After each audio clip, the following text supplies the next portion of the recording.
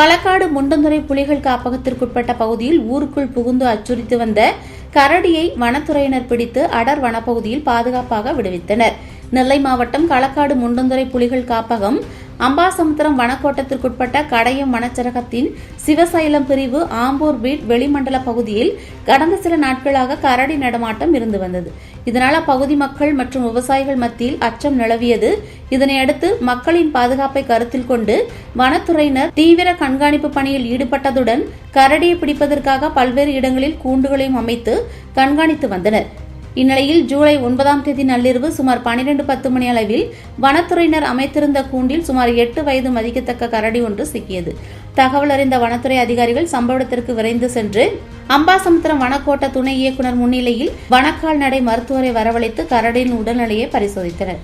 பரிசோதனையில் கரடி நல்ல உடல்நலத்துடன் இருப்பது உறுதி செய்யப்பட்டது.